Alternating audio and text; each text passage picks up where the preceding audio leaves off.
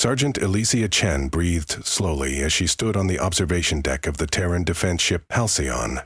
Through the great glass windows, she could see the star-studded vacuum of space and, far in the distance, the faint shimmer of an alien cruiser. She had spent her entire life preparing for this moment, the confrontation that would decide the future of humanity. The cold glint of steel from the Halcyon's interior was reflected in her eyes. Despite the sterile environment and the hum of the ship's life support, she was keenly aware of her own heartbeat as it thrummed in her ears.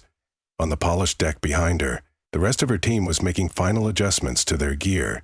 They had come a long way, this small, specialized squad that the Terran Defense League had assembled for what it saw as a last-ditch mission.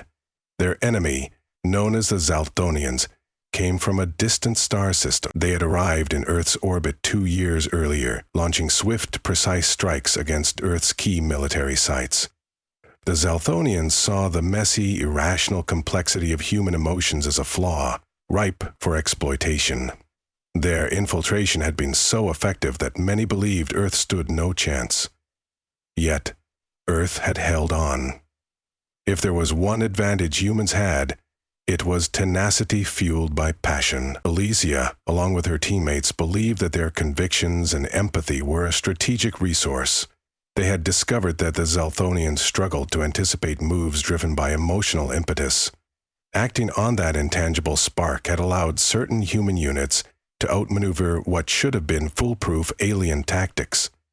The mission ahead aimed to prove this once and for all, but it would demand more emotional engagement than any of them had ever experienced. The Halcyon's engines rumbled. Commander Rafe Sorensen soon arrived on the deck, posture tense as he snapped a salute. His dark eyes scanned the small group. They were specialists drawn from various branches of the Terran military.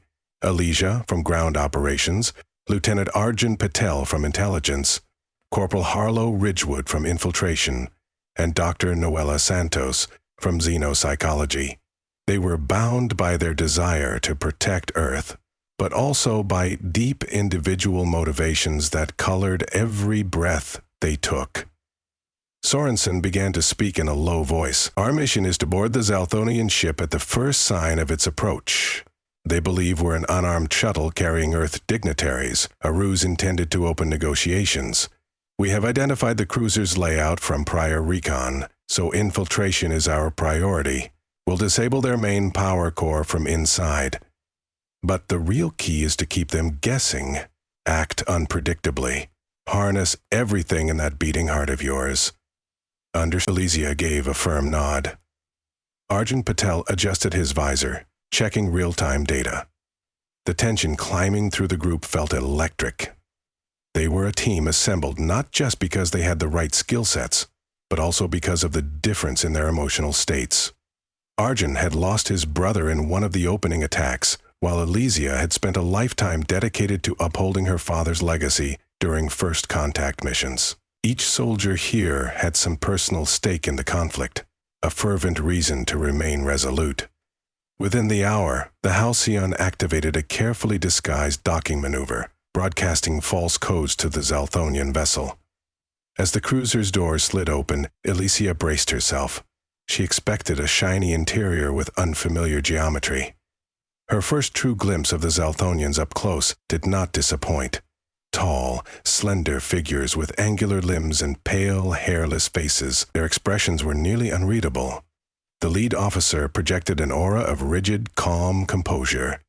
No flicker of curiosity or suspicion crossed his features as Elysia's team stepped aboard, concealed sidearms quiet beneath their formal jackets. Arjun took the lead in conversation. I am L.T. Patel from the Terran Defense League. We come on behalf of Earth's leaders to negotiate peace. His voice was smooth, measured, precisely as they'd rehearsed, yet there was a strain behind it. Grief and anger internalized. The Zalthonian officer nodded curtly, as though scanning Arjun's facial micro-expressions. But if the officer detected tension, he did not request further clarification. Instead, he turned and silently guided them down a corridor. They progressed through the cold metal halls, where lights glowed softly from floors and ceilings. Now and then, Subtle vibrations rippled through the structure, a sign that the cruiser's advanced thrusters were adjusting trajectory. As they walked, Elysia tapped lightly on her wrist panel in coded pulses, relaying new data about the interior layout to each squad member. Soon, they were directed to a receiving chamber. It was an austere space with no furniture beyond a long metal table. The walls shone with a colorless sheen, making it difficult for human eyes to gauge depth. A single overhead panel emitted a pale diffuse light. The Zalthonian officer, who identified himself telepathically and thus used no direct name, gestured for them to be seated. A faint, tingling sensation in Elysia's mind suggested his species' mental scanning. Elysia swallowed her apprehension. She remembered Dr. Santos's briefing. The Zalthonians struggled to interpret emotions in the chaotic swirl of human neural patterns. Still, the uninvited presence in her thoughts made goosebumps prick the back of her neck. Then, another figure joined them. This one wore a series of metallic crests around his head, signifying higher rank. He regarded the humans with an unreadable, vaguely predatory gaze. His quiet voice echoed inside their skulls, forming words in a language they had practiced for months. You come to bargain for your species, humans, but your essence remains puzzling. You cling to intangible concepts. You wage war with no rational objective. Explain your purpose. Arjan mustered calm. Our purpose is survival. We come to negotiate terms for coexistence. The Terran Defense League believes we can live in peace. The Zalthonian commander narrowed his eyes, but again no flicker of emotion was evident. Peace would be logical if you are prepared to yield. Yet we sense hostility in your minds, many feelings. These swirling impulses hamper straightforward assessment. We find your emotional states disorganized. You do realize we have technology that can detect such anomalies. Dr. Santos cleared her throat. We understand your scanning capabilities, but we are here in good faith. Abruptly and silently, the Zalthonian commander turned his attention to Elysia, eyes narrowing. Your heart rate elevates. Your subsystem of chemical signals flares unpredictably. This suggests deception. I must request additional scans. Before she could respond, he pressed a button on the table, activating subtle containment fields around the room. The tension in the chamber ratcheted higher. Elysia flicked her gaze at the rest of the team. They had prepared for this moment. She signaled with a slight nod. A bead of sweat rolled down her temple, and she exhaled, letting the swirl of adrenaline flow. If there was anything they had that the Zalthonians did not, it was the collision of fear and courage that could erupt into decisive action. She lunged. In a smooth arc, she drew her concealed sidearm, firing a single shot into the containment field's power conduit overhead. Arjun and Harlow did the same almost simultaneously, fracturing the invisible barriers. Dr. Santos took advantage of the confusion, hurling a small, specialized emitter onto the metallic table. It crackled and emitted a wide Sandomal pulse. The Zalthonian commander's telepathic field flickered, and the scanning presence in their minds abruptly dissipated. Elysia's heart pounded.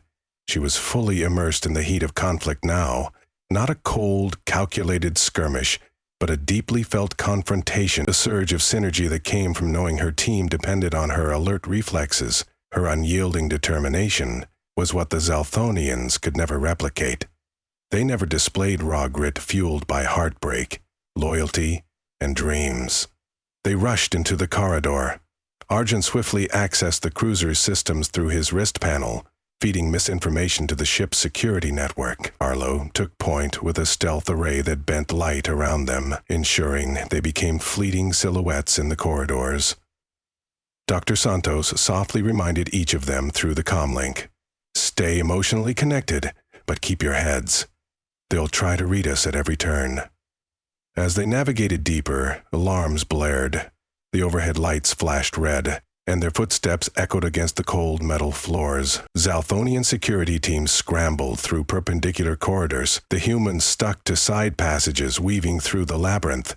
Each of them felt fear, but also an undeniable spark of excitement. an affirmation that Earth's survival hinged on their ability to harness the intangible power of hope. Soon, they reached a central hub that led to the engine core. Here, the architecture was more intricate. Strange consoles and twisting conduits lined the walls. A sense of foreboding hung in the air. Alicia paused to survey the environment. The plan called for Dr. Santos to remain behind to analyze the alien technology, while Alicia, Argent, and Harlow pushed forward. With a brief embrace, Alicia reassured Dr. Santos. "Keep your mind on the goal. We'll be back for you." Dr. Santos swallowed hard, then nodded. She was not a soldier by trade, but her unwavering devotion to understanding the Zalthonians kept her resolute. As the group separated, Alicia felt that pang of worry. Could Dr. Santos handle this alone? She forced herself to trust her. Trust was another intangible dimension that the Zalthonians struggled to comprehend. It was beyond reason in their eyes to place one's life in another's hands, unless guaranteed by a calculated probability. Humans did it, because they believed in each other, sometimes blindly, but often brilliantly. The corridors seemed to shift in subtle ways, perhaps a function of the Zalthonians' advanced technology that they used to disorient intruders. Harlow led the way, scanning for illusions. "The big question," murmured Harlow, "is whether they're trying to corner us, or simply stalling while they regroup. We can't let them outmaneuver us." Argent studied his data feed. "They've closed off the direct route to the engine core. We can try to bypass by venturing up 2 decks, but that's going to take us right through the center of their security complex. Still, I don't see another route." Alicia felt time pressing in. If they delayed, Earth's entire negotiation facade would crumble, and the Zalthonians might launch the final wave of orbital strikes. "We take the risk," she said through clenched teeth. "We rely on the factor they can't predict. The relentless drive of humans when cornered. Let's show them who we are." They sprinted through twisting corridors, encountering pockets of Zalthonian troops. Each time, Alicia's squad struck fast. By reading one another's body language, sparks of readiness in their eyes, they adapted on the fly. The Zalthonians, armed with advanced empathy-dampening fields and telepathic gleanings, found themselves confounded by the humans' fluid changes in tactics. One moment, Alicia would lead a direct barrage, only to suddenly shift into an unorthodox flanking maneuver. Harlow's infiltration training allowed them to pivot unpredictably. Meanwhile, Argent's intelligence background guided them away from certain traps. Through it all, they fought with hearts pounding, the raw swirl of hope and desperation forging a synergy that left the aliens off balance. Eventually, they reached a corridor lined with glowing cables. A heavy door loomed, presumably leading to the primary power core. A high-pitched hum emanated from inside. They could feel vibrations in their bones. Alicia motioned for Argent to disable the locking mechanism. Sweat trickled down his forehead as he worked, bypassing alien code that wrote itself in fractal patterns. At last, a faint click confirmed success. The door slid open. A cavernous chamber stretched before them, webbed with luminous conduits. In the center hovered a vast, pulsating device, the throbbing heart of the cruiser. Cyan arcs of energy radiated, casting flickering shadows across the walls. The hum intensified, making Alicia's chest tighten. This was the seat of Zalthonian power, the reason the cruiser could wage relentless attacks on Earth's orbital defenses. They had a singular objective: disable it. Their plan hinged on placing an electromagnetic destabilizer at the core. That would cause a cascading failure in the ship's main systems, potentially halting its weaponry without causing a catastrophic explosion that might kill them all. They needed a delicate approach, but the urgency was palpable. In that moment, they heard footsteps. More Zalthonian troopers arrived, their steps crisp and orderly. Alicia and the others took cover behind the massive machinery. The troopers spread out, methodical in their search. Arjun clenched his jaw. "We'll have to hold them off while we rig this device." Without hesitation, Alicia leaped from cover, firing in short bursts. The Zalthonians reciprocated with energy beams that crackled through the air. The acrid smell of scorched metal overwhelmed her senses. Harlow, always agile, darted to the side, unleashing hail after hail of laser fire with practiced precision. The troopers advanced in a chillingly calm formation. Their focus was unyielding, nearly mechanical in its devotion to rational lines of approach. But emotion gave the humans an edge. Beneath the pressing threat, Elysia felt the passion to protect her home, to avenge the fallen, to prove that love and loyalty were unstoppable forces. She poured all of that energy into every shot, refusing to retreat. The intangible synergy among her and her teammates blossomed in the face of adversity, a primal unity that the Zalthonians, with their stunted emotional repertoire, could not fully comprehend. Time slowed. Arjun raced to place the destabilizer at the core. The device's small metal arms unfolded, latching onto the central ring of the alien engine. Its lights started blinking. Harlow and Elysia fell back to guard him, focusing their gunfire on the troopers. But more reinforcements spilled into the chamber. Elysia's pulse hammered in her ears. They couldn't hold out forever.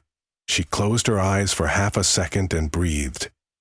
Mustering every thread of courage she owned, she thought of Earth, of families she had never met, of children playing on quiet streets, of the unspoken hope that tomorrow would be better than yesterday. With a final shot, she took down the alien officer leading the troopers. The momentary disruption in their chain of command gave them the opening they needed. Arjun slapped the arming button. "Destabilizer is armed," he yelled. "We have to get clear now." The trio sprinted through side passages, the device's countdown echoing in Arjun's earpiece. Alarms wailed overhead. The entire ship seemed to groan. Elysia spared no breath as she ran. Sweat dripped down her brow, and her legs ached. They had to locate Dr. Santos and escape before the core collapsed. Fighting through more corridors, they reached the place where they had left her. She stood near a console, face illuminated by holographic displays, data swirling in front of her. She looked up, relief flooding her expression. "I've learned something," she gasped, pointing at the console. "The Zalthonians are preparing a linked mental onslaught on Earth's leaders, intending to break our planet's chain of command from within. If they succeed, it won't matter if this cruiser is disabled. Other ships can do the same." Elysia's heart dropped. "We have to stop it. How?" Dr. Santos shifted uncomfortably. "Their telepathic array requires multiple anchor points. The network extends across their entire fleet, but they're focusing energy through a single conduit here. If we scramble it, their telepathic wave fails." Arjun checked the device's timer. "We have minutes before the destabilizer triggers. We can sabotage the array if we move fast." "Let's do this." They followed Dr. Santos deeper into the communications grid. A bright spherical emitter glowed with swirling patterns. Dozens of cables converged on it like veins to a beating heart. Elysia could practically feel the intangible hum of alien minds linking here, a wrongness that made her skin crawl. Dr. Santos approached the console and input commands gleaned from her earlier analyses. A sudden mental voice burst into their heads, forceful and cold. "You cannot stop inevitability." The Zalthonian commander, presumably tapping into the telepathic network, arrived with a small honor guard. Their eyes glowed faintly with the telepathic energy. The wave of mental force assaulted Elysia's thoughts, threatening to flood her with doubt and despair. She staggered, her mind reeling. She heard the others cry out. Dr. Santos clutched her temples, while Arjun swayed under the onslaught. It was as though every negative memory, every shred of heartbreak, was being dragged to the surface. Elysia felt darkness creeping in, recollections of her mother's tearful face when the first attacks arrived, the funerals of friends lost to Zalthonian strikes, and the unspoken weight of her own insecurities. The telepathic wave tried to twist these emotions into paralysis, yet those very emotions became her source of strength. The heartbreak offered clarity. She had something to fight for, a reason to dig her fingernails into the steel floor and push herself upright. She remembered her father's last words. Never let fear kill your compassion. She let a spark of defiance surge through her. The intangible swirl of love, loyalty, and sorrow ignited an inner fire. She stood, fists clenched, refusing to yield. She saw Harlow bracing against that mental storm, tears streaming down Harlow's face. She saw Arjun's jaw set, and realized that pain made him bolder, not weaker. Dr. Santos, meanwhile, managed to navigate the console amid the psychic assault, pressing the final command sequence. The emitter's glow dimmed, and a cacophony of distorted telepathic signals ricocheted through the chamber. The Zalthonian commander reeled, momentarily disoriented. Elysia took the chance. She dashed forward and, with a swift movement, slammed the butt of her sidearm against one of the main cables, severing it. Sparks danced in the air. The telepathic wave collapsed entirely. The commander sank to his knees, his guard stumbling. It seemed that the wedge of raw human emotion had shattered their calm, methodical approach. Alicia stepped back, feeling shock waves of adrenaline pulsing through her. Arjun exhaled a trembling breath. "We did it! The telepathic wave is gone!" They had only seconds left before the destabilizer took effect. An automated voice in the corridor rang out, its tone stark. "Power core integrity compromised. Evacuate immediately." The humans made a break for it, leaving the battered Zalthonians behind. Elysia felt no thrill in watching them collapse, only a solemn hope that they might learn something from this confrontation. The group raced through the corridors. To their relief, they found a small craft bay with an alien shuttle that had no defenders present. Harlow hacked its access controls. The craft, shaped like an elongated blade, welcomed them with a hiss as the hatch opened. They wasted no time strapping in. The engines roared to life, a low hum that vibrated in Elysia's ribcage. Alarms still shrieked. The cruiser's hull trembled under them. They launched, the shuttle's thrusters pushing them out into the void of space. Behind them, the cruiser's power core erupted into a cascading meltdown. Bright streaks of blue-white energy arced along the vessel's exterior. Then, in a subdued flash, the main engine collapsed, causing the entire ship to go dark. A silent shockwave rippled outward. Even from their vantage, they could see internal fires venting into space. Elysia inhaled, heart-pounding. They had succeeded in disabling one of the greatest threats to Earth's survival. In the hush that followed, the alien cruiser drifted, adrift and powerless. The human shuttle soared back toward the Halcyon, and Elysia felt the weight of what they had done begin to sink in. The mission was successful, but the war was far from won. Still, she allowed herself a rare smile. They had dealt the enemy a critical blow, one that hinged on their greatest supposed weakness, emotion. When they returned to the Halcyon's hangar, Commander Sorensen was there to greet them, eyes wide with relief.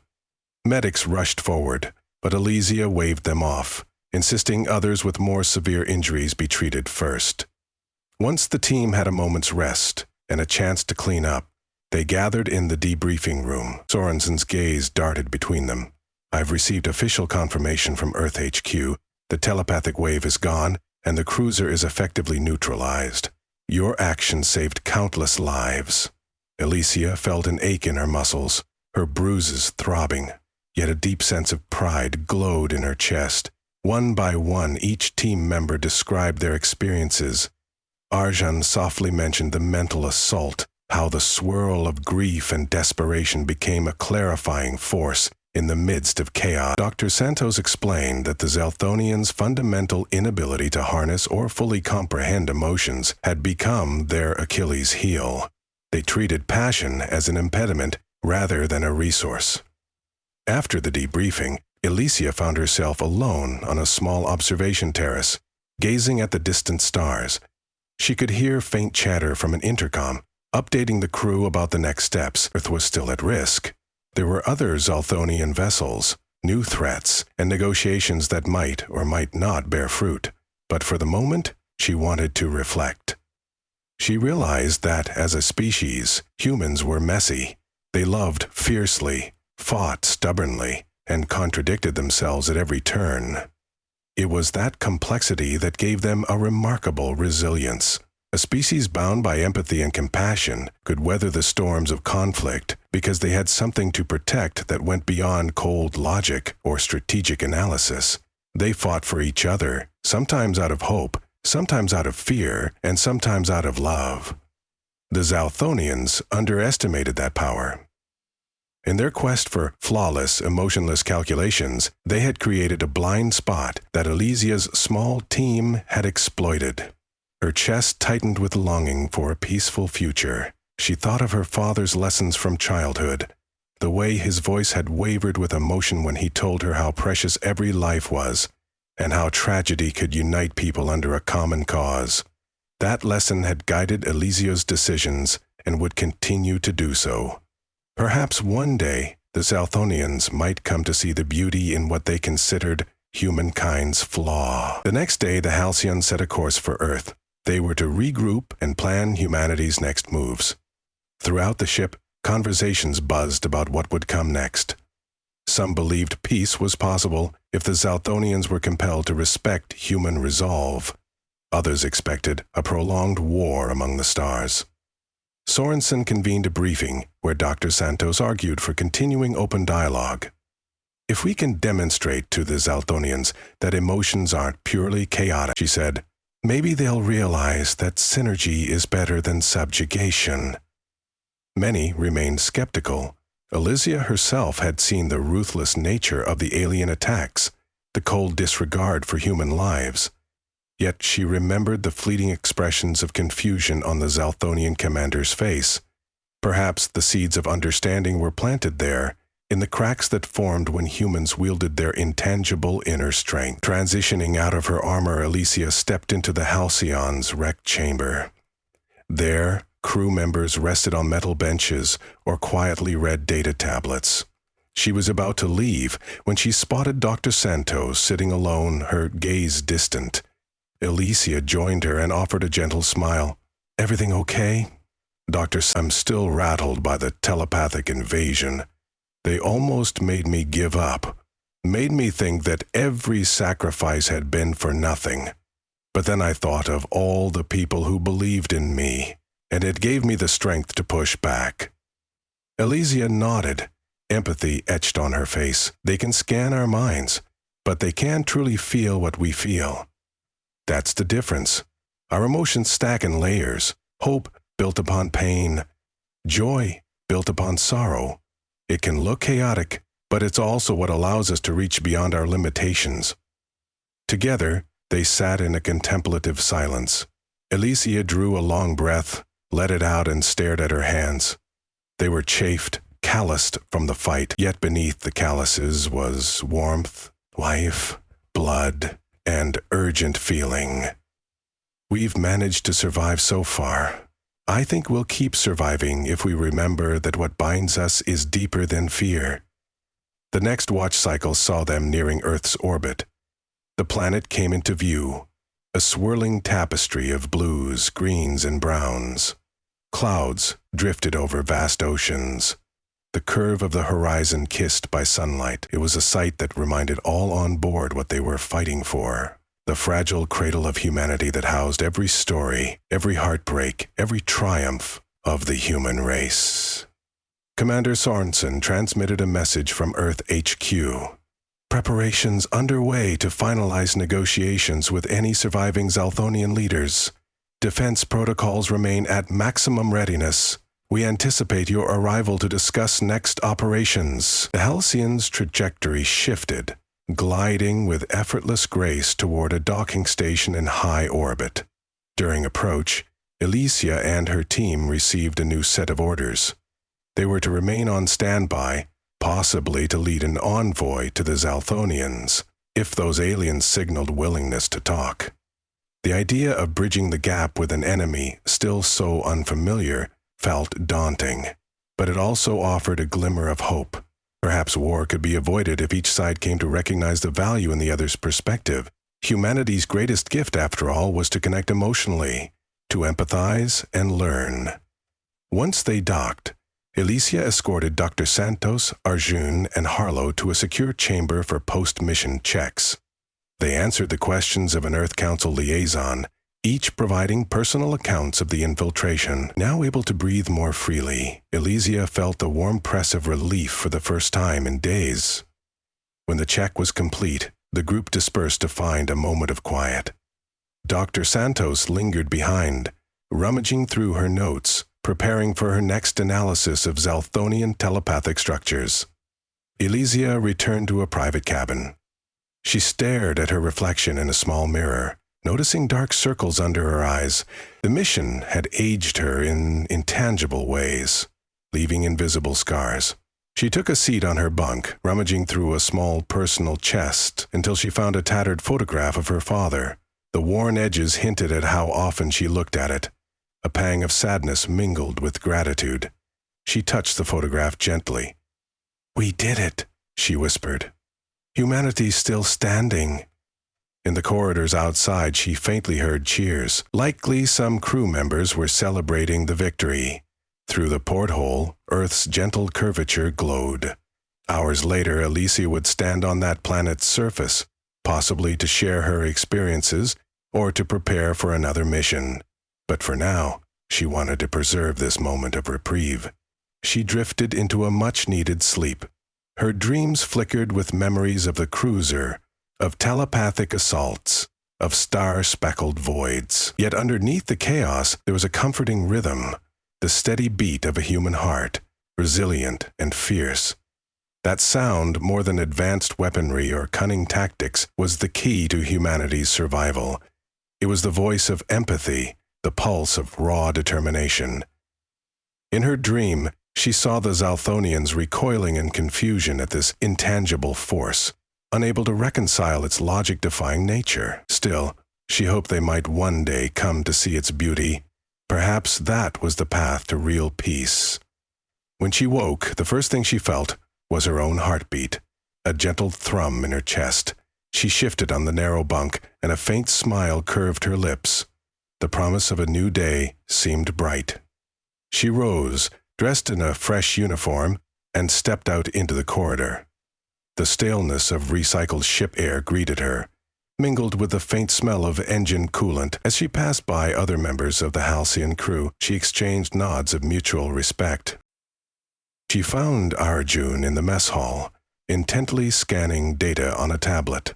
"Morning," she said quietly, grabbing a cup of synthetic coffee. Arjun inclined his head in greeting. His eyes were still shadowed with grief, but there was a new steadiness there. "Good morning, Sarge. I've been looking at the intel we recovered. Dr. Santos thinks these Zalthonians might have remote telepathic amplifiers scattered among their fleet. If we're going to salvage a diplomatic path, we'll need to ensure those amplifiers remain offline." Alicia took a seat next to him. "I'm ready. Whatever it takes." He looked up from the tablet, lips pressed together. "You know, I used to think that our emotions blinded us in war, made us make sloppy mistakes. Now I realize that they drive us to survive, to push beyond any rational limit." She reached out, gripping his shoulder gently. "They make us whole. Without them, we'd be no better than these aliens who see nothing but data. We'd lose the spark that keeps us fighting when logic says we should bow." Harlow entered the mess hall then, rummaging for a quick meal, uniform ruffled. They offered a casual grin. "Heard Commander Sorensen is going to dispatch us on another reconnaissance soon. Seems the war machine never sleeps." Alicia exhaled. "Then let's be sure to remember what we've learned here. When it gets difficult, we keep our hearts open." Dr. Santos arrived a few minutes later, eyes gleaming. "We've received a preliminary message from a smaller Zalthonian auxiliary ship. They're requesting parley. It's unclear if they're fully authorized, but it might be a start. HQ wants us to join the negotiation team because we've seen firsthand how they react to emotional unpredictability." The four humans exchanged meaningful glances. They were not just fighters now. They were advocates. They carried with them the powerful knowledge that what the aliens had dismissed as chaotic was in fact a lifeline, an essential part of humanity's identity. It would be a long road, but they could walk it, hearts pounding with the courage to face the unknown. As Alicia Chen stood, she felt the subtle hum of Earth's orbit beneath her feet. She thought of the Zalthonian commander, kneeling on that cruiser floor. Disoriented by the raw wave of human sentiment, perhaps that moment signified the birth of a new era, a chance for two species to learn from each other. For Earth, these events had already proven a timeless truth. The greatest power did not lie in the hardness of steel or the cold of logic, but in the immeasurable strength of the human heart.